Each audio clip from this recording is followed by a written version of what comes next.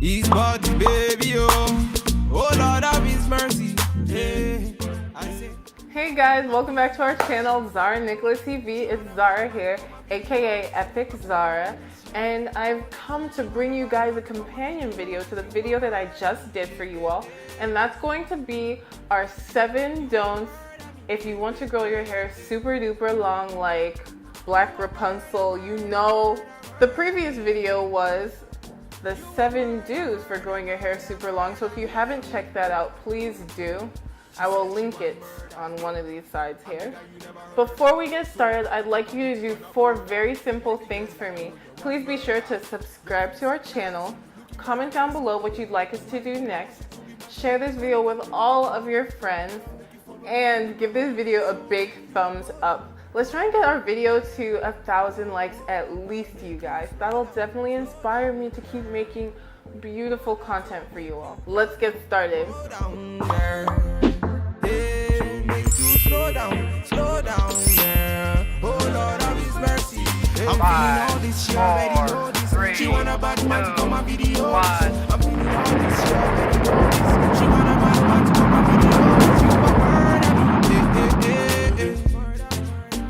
So my first tip for you all, please do not allow your hair to get matted up. Now, I'm not gonna lie, I'm pretty notorious for allowing this to happen, and it's really terrible. There are several issues with allowing the hair to mat up.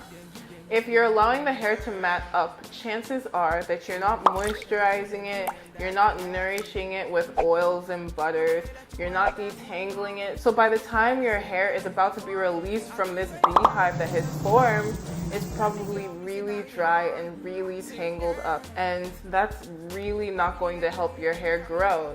It's going to cause all sorts of things that are going to stunt length retention. Number 2 is don't allow your hair to rub against cotton or wool. Cotton and wool, when they rub against the hair, cause friction. They sap the moisture from the hair. So of course, what does this lead to, ladies and gents? It leads to splits and breakage, which stunts length retention.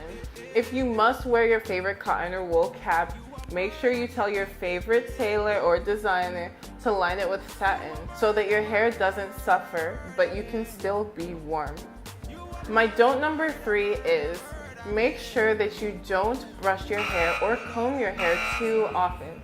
Now, a lot of naturals swear by finger detangling, and that's because it allows an individual to remove tangles and shed hair without excessive hair fall or hair loss. This is one thing that I've actually really incorporated into my regimen. I don't brush my hair anymore, save for once a month when I know that my hair really needs it.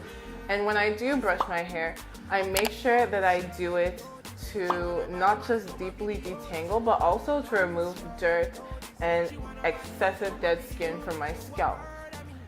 Of course, remember, when you're brushing or combing, be gentle when you do actually decide to do it. But I highly recommend making sure that you do not brush or comb your hair too often. My tip number 4 would have to be avoid brushing or combing hair when it's dry. Now, if you're going to brush or comb your hair, I highly recommend that you incorporate an oil or at least dampen it a little bit. This will stave off a lot of breakage and splits because your hair will be more malleable if it's being pre-pooed or if it has just a little bit of moisture in it. Now, here's my disclaimer for that piece of advice. This does not work for everybody.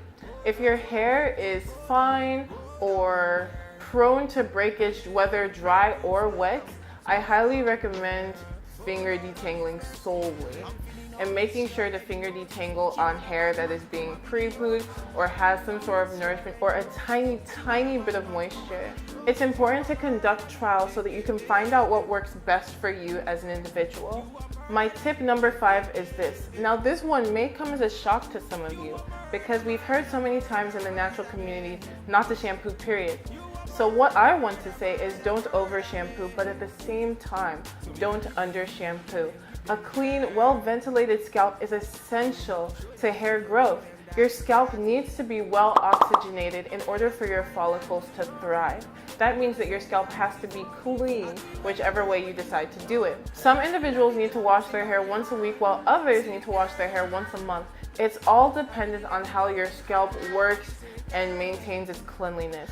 Now, of course, it's not good to have a scalp that's smelly, that's itchy, that's dirty. So as long as you're cleansing your scalp and your hair prior to this occurring, you're doing what you need to do.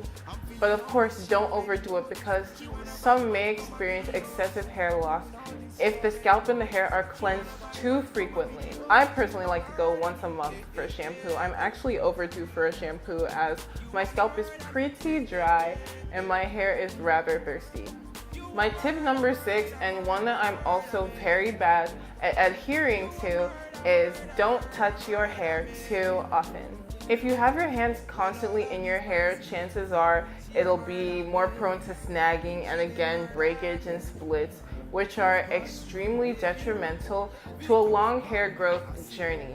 Over manipulation will not allow the hair to thrive the way that it needs to, so be sure to style your hair and leave your hands out of it. To detangle your hair, then leave your hands out of it. To protective style your hair, then leave your hands out of it. Just let your hair be. Now, my 7th tip, and another fairly controversial one, is do not use petroleum jelly or other non-absorbables on the hair and the scalp. That's mineral oil. So petroleum jelly is petrolatum and other such substances, because at the end of the day, the skin and the hair cannot absorb them. They sit on the hair and they basically suffocate it. Now, of course, if you want to use them to seal in moisture, I understand. But because they're rather heavy, they have to be shampooed out or they will not leave the scalp. I do recommend substituting those things with shea, almond oil, avocado oil, coconut oil, which my hair hates but yours might love, and other oils that the scalp absorbs very easily. Well, that's the end of the video. I hope that you all enjoyed it. Thank you so much for sticking around to hear me talk about what you should not do if you're trying to grow your hair super duper long. Anywho, you guys, I'd like to just remind you to do those 4 things I asked you to do at the beginning of the video, and that is to subscribe. Please give this video a big thumbs up. Please be sure to share this video with all of your friends and your loved ones, and be sure to comment down below what you'd like us to do next.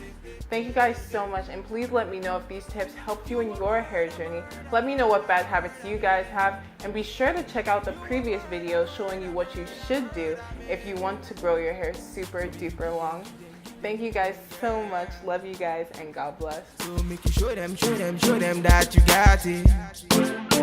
The way that you wind that booty on me, you make me wanna sign that booty for me. I'll do you anywhere when you turn me on. You looking at me, girl, me say carry on. Say girl, I really like the way that you carry your body. Say girl, you can stand by me anywhere all day, girl.